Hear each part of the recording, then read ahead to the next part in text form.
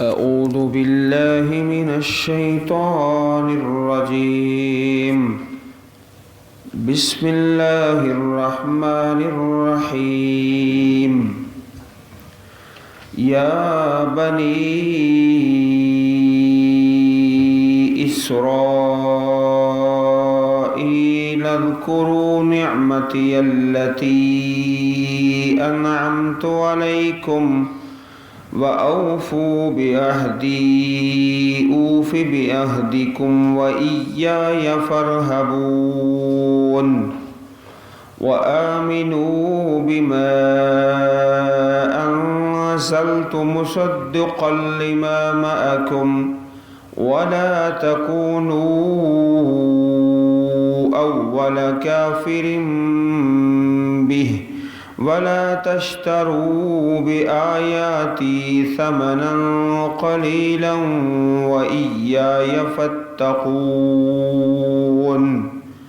ولا تلبسوا الحق بالباطل وتكتموا الحق وأنتم تعلمون. وأقيموا الصلاة وآتوا الزكاة واركعوا مع الراكعين.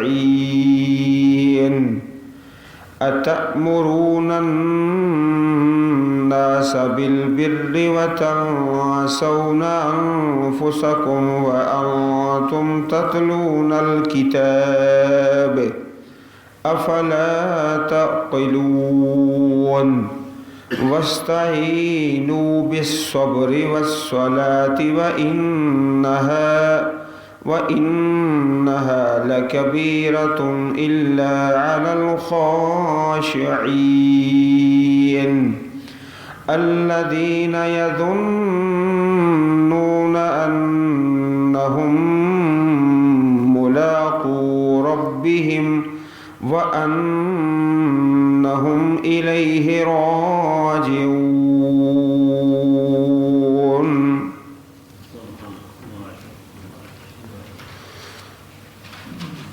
پانچواں رکوع شروع ہو رہا ہے سورۃ البقرہ سے. 10 رکوع ایک ہی عنوان پر اللہ رب العزت نے نازل فرمائے ہیں. پہلے جو 4 رکوع ہیں اس میں مختلف عنوانات بیان کیے گئے. اب 10 رکوع میں بنی اسرائیل کا تذکرہ. رکوع نمبر 5 سے رکوع نمبر 14 تک. اے بنی اسرائیل، ہم نے تم پر یہ انعام کیا، یہ انعام کیا، یہ انعام کیا، یہ نعمت دی، یہ فضیلت دی، یہ برتری دی. تم نے فلانی نافرمانی کی، فلاں گناہ کیا، معصیت کی، تم پر فلاں عذاب آیا، پکڑ آئی، تمہیں معافی ملی، درگزر اور معافی کے ذریعے پھر تمہیں موقع دیا گیا. 10 رکوع میں اسی بات کو بیان کیا جائے گا اور 10 قسموں کا ہی انعامات اور عذاب بیان کیے گئے. اسرائیل حضرت یعقوب علیہ السلام کا لقب ہے. اسرائیل جس طرح کہا جاتا ہے عبداللہ. عبداللہ اللہ کا بندہ، عبد بندہ، اللہ اللہ کا. اس طرح اسراء بندہ، ایل اللہ تعالیٰ کا، اللہ کا بندہ. حضرت یعقوب علیہ السلام کا لقب ہے. آپ سے اللہ پاک نے اس نسل اور ذریت کو آگے چلایا اور پھیلایا۔ 12 بیٹے، 12 ہی قبیلے، اسی قوم کے اندر بڑے بڑے اللہ کے پیغمبر آئے، نبی رسول آئے اور بادشاہ، اور بڑے انعامات ان لوگوں پر اللہ نے کیے۔ سورۃ البقرہ چونکہ مدنی سورت ہے، ابتدا میں نازل ہوئی، مدینہ شریف میں زیادہ جو آبادی تھی وہ یہودیوں کی تھی، بنی اسرائیل، اس لیے ان سے خطاب کیا گیا۔ بعض تو وہ انعامات ہیں جو ان لوگوں کے آباء و اجداد پر کیے گئے، اور خطاب ان لوگوں کو کیا گیا جو اس وقت موجود تھے، اور نعمتیں یاد کرائی گئی۔ یا بنی اسرائیل، اے بنی اسرائیل، اے یعقوب علیہ السلام کی اولاد، بنی بیٹے،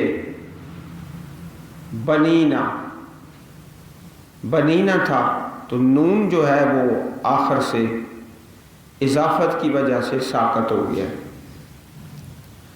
لشکرو، یاد کرو، نعمتی اللتی، میری اس نعمت کو، انعمت علیکم، جو میں نے تم پر انعام کی،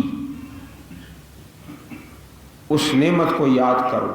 وَأَوْفُوا بِعَهْدِي، تم پورا کرو میرے وعدے کو، اوفے، میں پورا کروں گا، بِعَهْدِكُمْ، تمہارے وعدے کو، وَإِيَّايَ فَارْهَبُونَ، اور خاص مجھ ہی سے پس تم ڈرو، مجھ ہی سے ڈرو۔ خاص یہاں پر تو اللہ پاک نے اس بات کو مجمل بیان فرمایا ہے۔ اسی بات کو سورۃ المائدہ آیت نمبر 12 میں تفصیل کے ساتھ بیان فرمایا۔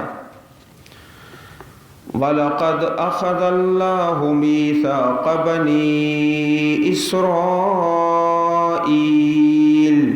وَبَعَثْنَا مِنْهُمُ 12 نَقِيبًا وَقَالَ اللَّهُ إِنِّي مَعَكُمْ لَئِنْ أَقَمْتُمُ الصَّلَاةَ وَآتَيْتُمُ الزَّكَاةَ وَآمَنْتُمْ بِرُسُلِي وَأَزَّرْتُمُوهُمْ وَأَقْرَضْتُمُ اللَّهَ قَرْضًا حَسَنًا، اور بے شک پکڑا اللہ نے وعدہ بنی اسرائیل سے، اور اٹھائے ہم نے، بھیجے ان میں سے 12 سردار، اور کہا اللہ پاک نے بے شک میں تمہارے ساتھ ہوں، اگر تم نماز قائم کرو اور زکوٰۃ دو، میرے رسولوں پر ایمان لاؤ، ان کی مدد کرو اور قرض دو اللہ کو قرض حسنہ۔ یہ تو بنی اسرائیل سے وعدہ لیا گیا، رسولوں پر ایمان لاؤ، ان کے ساتھ دین کو کھڑا کرنے کے لیے کوشش کرو، زکوٰۃ دو، نماز قائم کرو۔ اللہ پاک نے بھی ان سے پھر وعدہ کیا، لَأُكَفِّرَنَّ عَنْكُمْ سَيِّئَاتِكُمْ، میں تمہارے گناہ معاف کر دوں گا، تمہاری برائیاں مٹا دوں گا، وَلَأُدْخِلَنَّكُمْ جَنَّاتٍ تَجْرِي مِن تَحْتِهَا الْأَنْهَارُ، اور تمہیں ضرور داخل کروں گا ایسے باغات میں جن کے نیچے نہریں چلتی ہیں۔ اسی بات کو سورۃ المائدہ آیت نمبر 12 میں تفصیل کے ساتھ بیان کیا گیا۔ بندوں سے یہ وعدہ لیا گیا اور اللہ پاک نے یہ وعدہ کیا۔ وآمنوا بما انزلت مصدقا لما معكم، اور ایمان لاؤ اس چیز پر جو میں نے اتاری یعنی قرآن پاک اتارا، مصدقا لما معکم، وہ تصدیق کرنے والی ہے اس چیز کی جو تمہارے پاس ہے۔ تمہارے پاس تورات ہے تو قرآن مجید اس کتاب کی تصدیق کرتا ہے کہ وہ اللہ کی سچی کتاب تھی، اب وہ منسوخ ہو چکی ہے۔ وَلَا تَكُونُوا، تم نہ ہو جاؤ اول کافر بہ، سب سے پہلے کفر کرنے والے۔ تم سے مراد یہود مدینہ، اس سے پہلے جو قرآن مجید نازل ہوا مکہ مکرمہ میں اور لوگوں نے کفر کیا، وہ جہالت کا سلسلہ تھا۔ تو یہاں جو کہا ہے نا پہلے کافر، اس سے مراد وہ لوگ جن کے پاس علم تھا آسمانی کتابوں کا، جن میں یہ لکھا ہوا ہے قرآن پاک اللہ کی سچی کتاب ہے، نبی کریم صلی اللہ علیہ وسلم اللہ کے سچے رسول ہیں۔ تم پہلے کافر نہ ہو جاؤ اہل کتاب میں سے۔ مشرکین میں سے تو بہت سارے لوگ پہلے کافر ہو چکے تھے، تو یہاں جو فرمایا وَلَا تَكُونُوا، نہ تم ہو جاؤ اے یہود مدینہ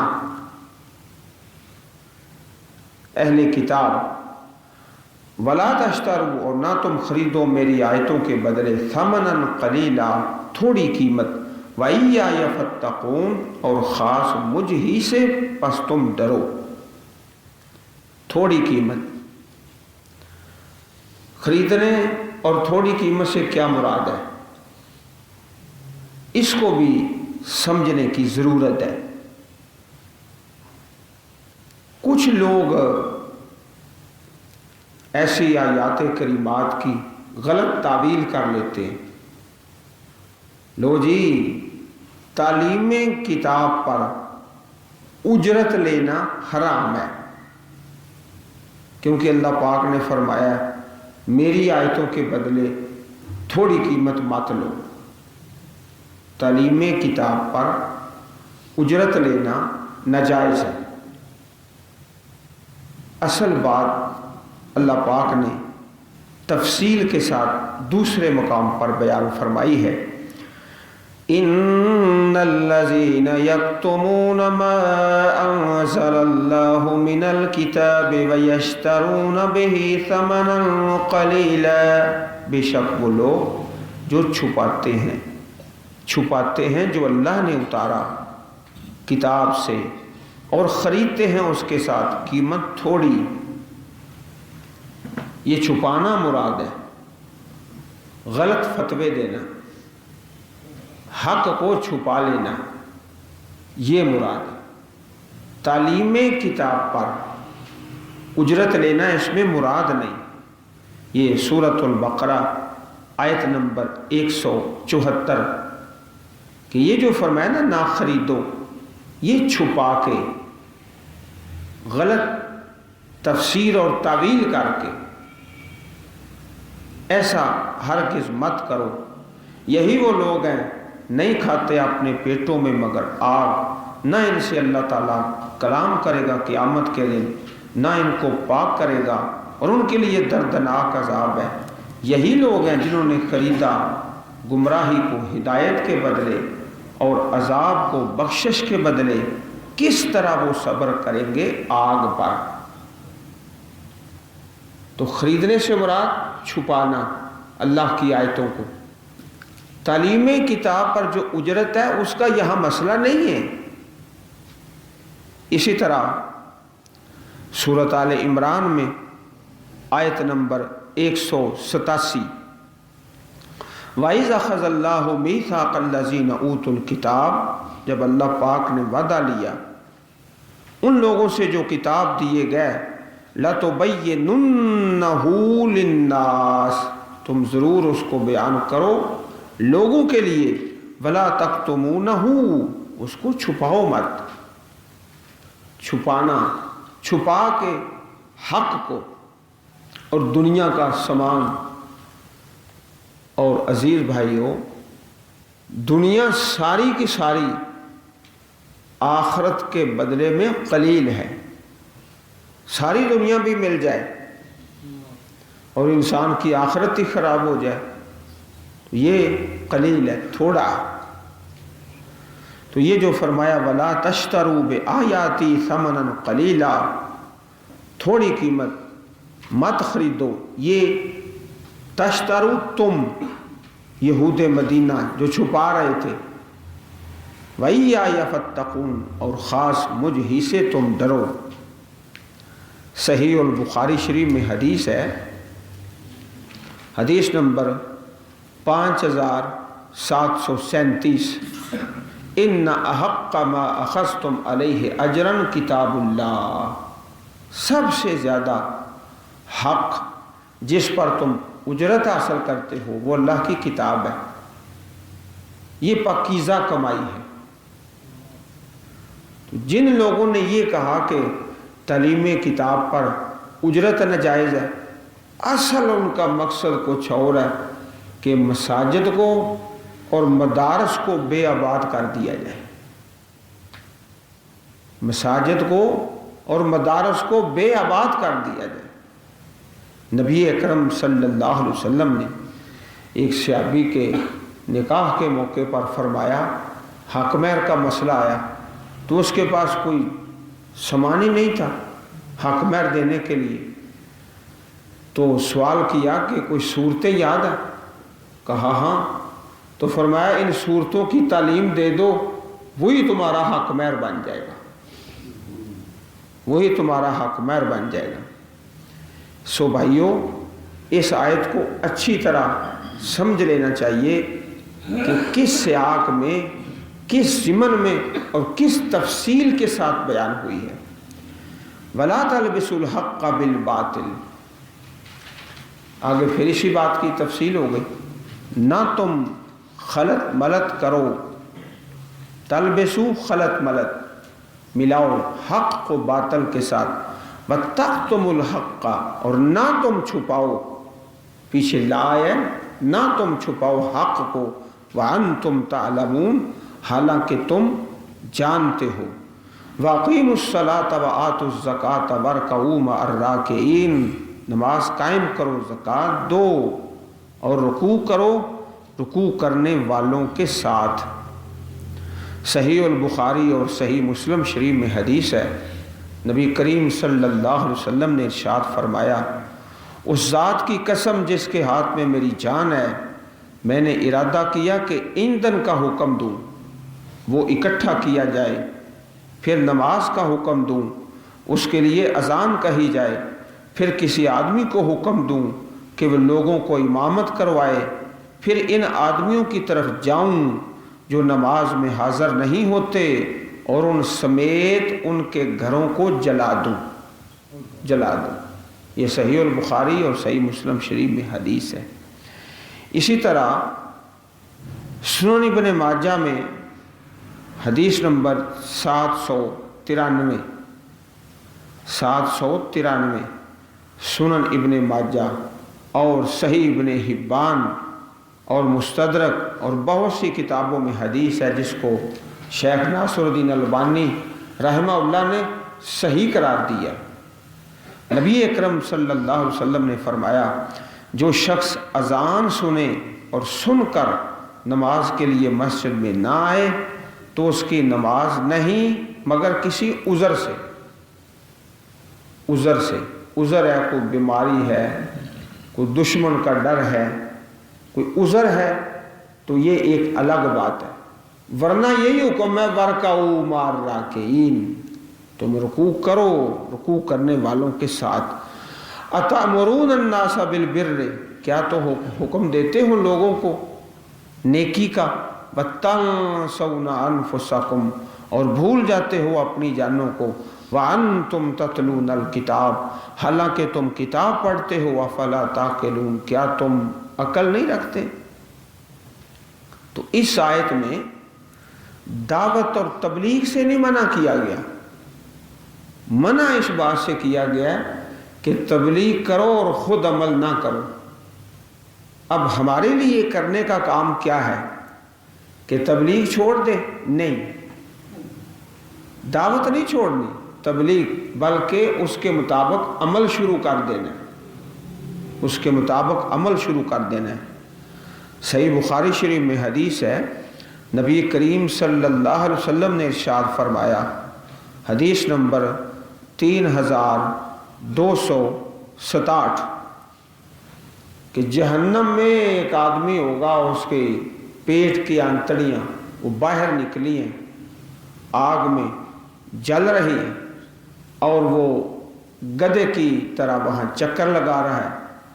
तो जहन्नम वाले लोग उससे पूछते हैं कि तुम तो हमें नेकी की दावत दिया करते थे, तुम कैसे जहन्नम में आ गए और गधे की तरह चक्कर लगा रहा है?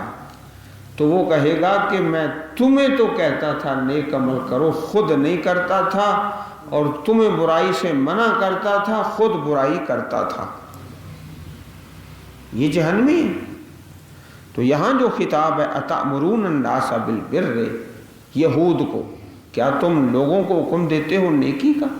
लोगों को तो कहते कि तौरात में ये हुक्म है, तौरात में ये हुक्म है, तौरात में ये हुक्म है, और खुद जो उसमें बशारतें हैं कुरान पाक की और नबी अकरम सल्लल्लाहु अलैहि वसल्लम की, उनको भूल जाते हैं। तनसौना अनफुसकुम व अंतुम ततलूनल किताब अफला ताक़िलून, क्या तुम अक्ल नहीं रखते? वस्तईनू बिस्सब्र वस्सलाह, और मदद तलब करो सबर और नमाज के साथ। ये दो हथियार हैं मोमन के, सबर और नमाज। सबर कई किस्मों का होता है। एक होता है किसी मुश्किल पर सबर करना, एक नेकी पर इस्तकामत, नेकी पर इस्तकामत, ये भी सबर है। नेकी पर डटा रहता है, इस्तिकामत करता है, ये भी सबर है। और नमाज, हदीस पाक में आता है कि नबी करीम सल्लल्लाहु अलैहि वसल्लम को जब भी कोई मुसीबत आती, इज़ा हज़बहु अमरुन सल्ला, फौरन आप नमाज पढ़ते। सुनन नबी दाऊद शरीफ में हदीस है, हदीस नंबर 1319, जब भी आपको कोई मुश्किल आती, कोई परेशानी, कोई रंज, कोई गम, आप फौरन नमाज शुरू कर देते। वइन्नहा, और बेशक ये, हा जो ज़मीर है ये नमाज की तरफ, और दूसरी इसकी तफसीर ये भी है कि पूरे जुमले की तरफ, ये जो इस्तिआनत है बिस्सब्र वस्सलात, पूरे जुमले की तरफ ज़मीर लौट रही है, बहुत भारी है। इल्ला अलल खाशिईन, मगर आजिज़ी करने वालों पर, आजिज़ी इनकिसारी। अल्लज़ीना यज़ुन्नूना अन्नहुम मुलाक़ू रब्बिहिम, वो लोग जो यकीन करते हैं वो मिलने वाले हैं अपने परवरदिगार को। व अन्नहुम इलैहि राजिऊन, और बेशक वो उसकी तरफ ही लौटने वाले हैं। या बनी इस्राईल अज़्कुरू निअमती अल्लती अनअमतु अलैकुम, ऐ बनी इस्राईल याद करो मेरी उस नेमत को जो मैंने तुम पर इनाम की। व अन्नी फद्दलतुकुम अलल आलमीन, और बेशक मैंने फजीलत दी तुमको जहानों पर, जहानों पर। तो जहानों से मुराद आलमी ज़माने हिम, उनके ज़माने के जहान,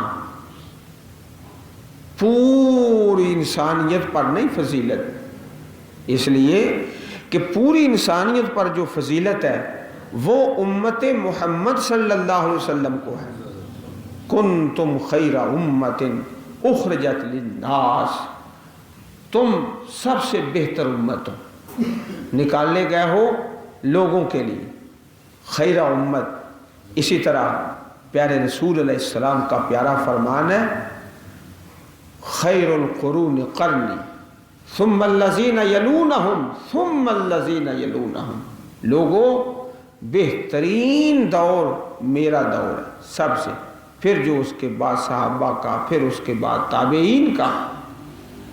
تو اس آیت کریمہ میں جو آیا ہے، میں نے فضیلت دی تم کو جہان والوں پر، یعنی اپنے زمانے کے جہان، اس دور کے، اور عمومی اور مطلق اور کلی طور پر جو فضیلت ہے وہ حضرت محمد صلی اللہ علیہ وسلم کی امت کو ہے۔ خیر الناس قرنی ثم الذین یلونہم ثم الذین یلونہم واتقوا یوما لا تجزی نفس عن نفس شیئا، اور بچو اس دن سے، ڈرو اس دن سے، نہیں ایک جان دوسری جان کے کسی کام آئے گی، نہیں کفایت کرے گی۔ دنیا میں کسی بھی مجرم کے بچنے کے 4 طریقے ہوتے ہیں، 4۔ اس آیت کریمہ میں چاروں کی نفی کر دی، چاروں کی نفی۔ اور یہ جو 2 آیت کریمہ ہیں اس رکوع کے شروع میں، آگے جہاں پر یہ 10 رکوع کا عنوان مکمل ہوگا پھر یہی 2 آیتیں ایک بار آ جائیں گی، یہی 2 آیتیں، جہاں 10 رکوع کا عنوان مکمل ہوگا نا، پھر یہی آیتیں تھوڑے سے لفظوں کے فرق کے ساتھ یہی 2 آیتیں آ جائیں۔ تو دنیا میں کسی مجرم کے بچنے کا طریقہ، ایک جرم ایک نے کیا، پکڑا دوسرا گیا، فرمایا نہیں، ایسا نہیں ہوگا۔ وَلَا يُقْبَلُ مِنْهَا شَفَاعَةٌ، سفارش بھی قبول کی نہیں جائے گی۔ سفارش کر کے مجرم کو چھڑا لیا، سفارش ہوگی لیکن ایمان والوں کی، اور وہ بھی اللہ پاک کے حکم سے۔ مَنْ ذَا الَّذِي يَشْفَعُ عِنْدَهُ إِلَّا بِإِذْنِهِ، کون ہے جو سفارش کرے مگر اس کی اجازت سے۔ سفارش کی نفی مجرمین کے لیے، وَلَا يُؤْخَذُ مِنْهَا عَدْلٌ، اور نہ ہی پکڑا جائے گا اس سے کوئی فدیہ، کوئی فدیہ پیسے دے کر چھڑا لیا جائے، ایسا بھی نہیں ہوگا۔ پہلے ایک طریقے کی نفی کی، پھر دوسرے کی، پھر تیسرے کی، اب چوتھے کی، وَلَا هُمْ يُنْصَرُونَ، اور نہ وہ مدد کیے جائیں گے، مدد کیے جائیں۔ اس سے کیا مراد ہے؟ جیسے ایک مجرم وہ اشتہاری ہو جاتا ہے، قابو ہی نہیں آتا، انتظامیہ کوشش کرتی ہے کہ اس مجرم کو گرفتار کیا جائے، لیکن وہ قابو نہیں آتا۔ آخرت میں کوئی مجرم ایسا نہیں ہوگا کہ جو اللہ رب العزت کے فرشتوں کے قابو نہ آ سکے۔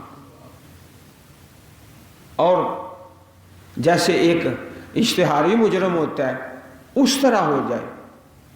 تو عزیز بھائیوں، 4 طریقے دنیا میں کسی بھی مجرم کے بچ جانے کے اللہ رب العزت نے اس آیت میں 4 کی نفی فرما دی ہے،